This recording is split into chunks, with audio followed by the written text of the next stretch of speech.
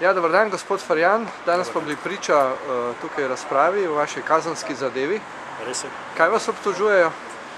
Obtožujejo me tipičnega dejanja, ki ga policisti radi očitajo pri komorkoli, ki ne sledi točno njihovim navodilom, kadarkoli se zmislijo nekaj.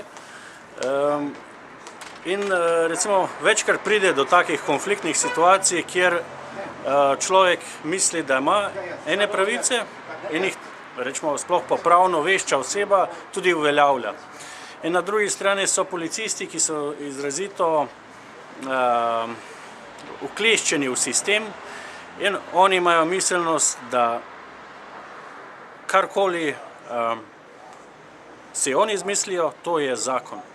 In v tem primeru jaz mislim, da sem naravnal v okviru svojih pravic in svojih ustavno zajamčenih svoboščin in pravic in ne vidim razloga, zakaj bi tožilstvo meni očitalo, da sem poskušal preprečiti uradno dejanje uradne osebi, kajti to uradno dejanje se je do danes povsem spremenilo. Če je bilo še 5 let nazaj to dejanje z njene strani opisano kot odvzem registrskih tablic, se je danes postavila praktično na glavo.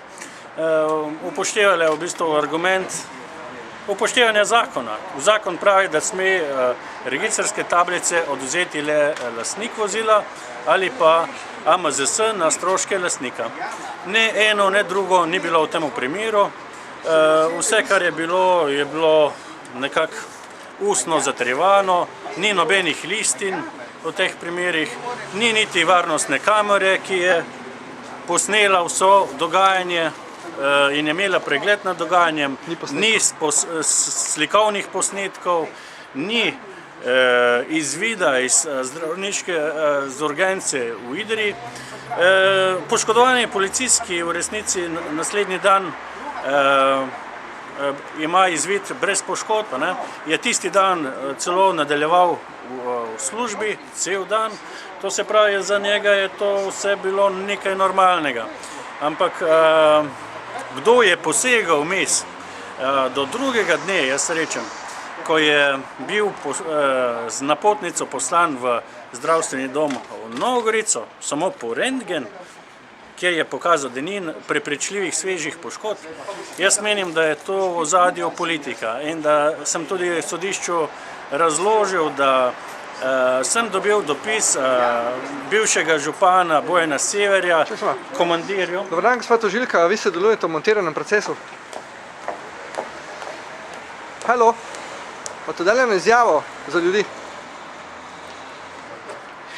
No, gospod tožilka očitno ignorira medije, zato jaz vabim, da 11.3. ob 9. uri v dvorani 122/1 pride še več medijev, kajti takrat se sodišče in pa tožilka ne bo mogla več sklicevati na tako ignoranco.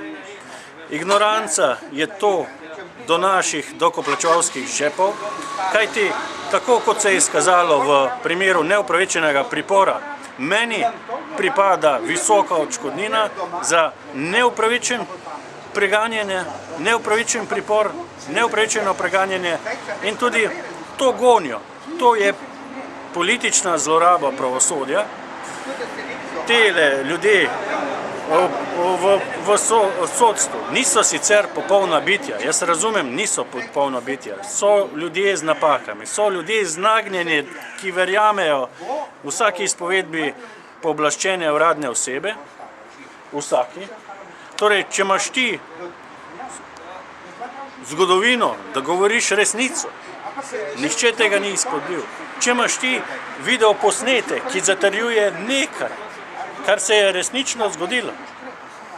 Zato sodišče je potrebno celo sojenje, zato da se preverja, a je ta oseba s statusom policista mogoče pa nekaj tazga rekla, kar bi bilo treba tukaj obravnavati.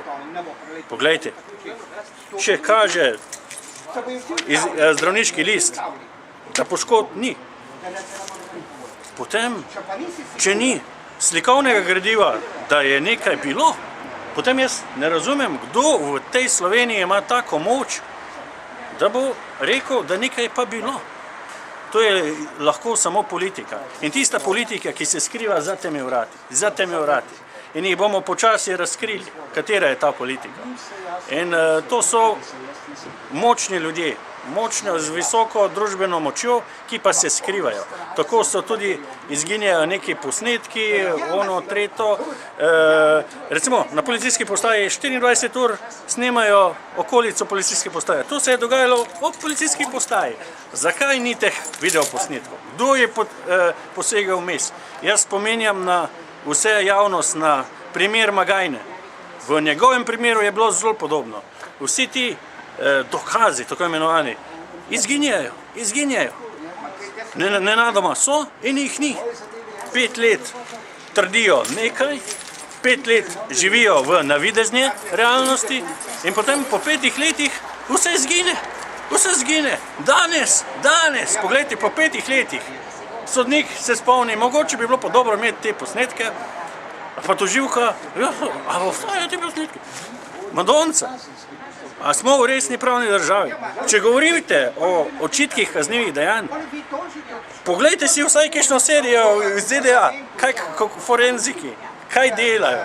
Ne pa sprašujejo, pa baba rekla, baba kazala. Daj, dokaži nekaj, da je bilo nekaj res.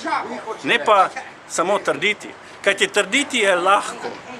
Težje je pa poiskati odgovornost pri teh osebah, ki imajo uradni značaj. In meni je bila prizadejana neizmerna škoda. Tožilka me je opozorila, da nismo več v volilni kampanji, sam pa sem jo opozoril na to, da vsi ti, ki so danes prišli z mano na obravnavo, niso nobeni politiki, so navadni ljudje, ki želijo boljšega življenja. In kdo napačno uporablja javna sredstva, kdo jim uničuje višjo kakovost življenja, sem pokazal s prstom na tožilko, Žvanutovo in potem jasno na sodnika. Ja. A sem kaj zgrešil? Poglejte, če bi pravosodje v Sloveniji delovalo, tega primera sploh ne bi bilo. Jaz se sploh nisem mislil, da bom kdaj moral se zagovarjati na sodišču zaradi takih očitkov, ki so nesmiselni.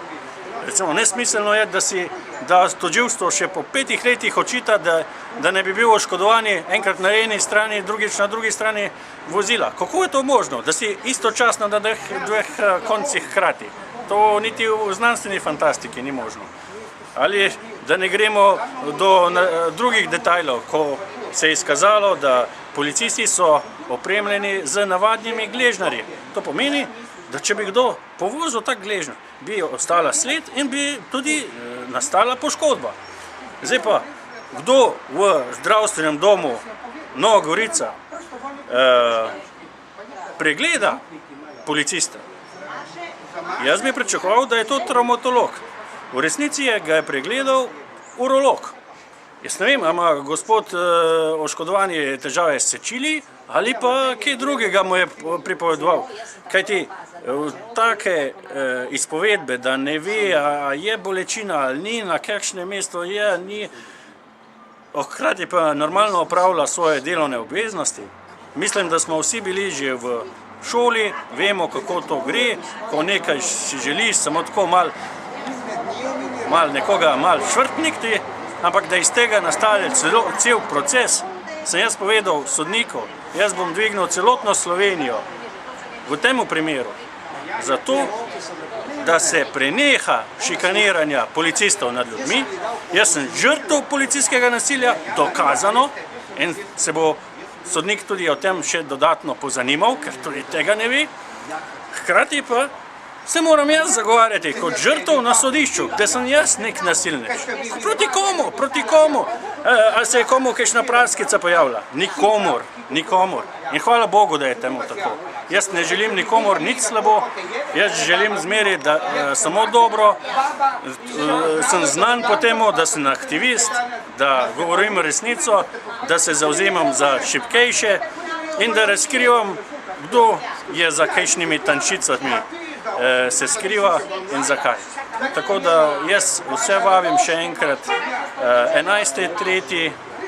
soba 122/1, pridite še v večjem številu, poskrbljeno bo za prevozne stroške, za kosilo, ni problem. Jaz cenim prijatelja, ki ti pomaga, ko si v stiski. In takrat spoznaš prave prijatelje.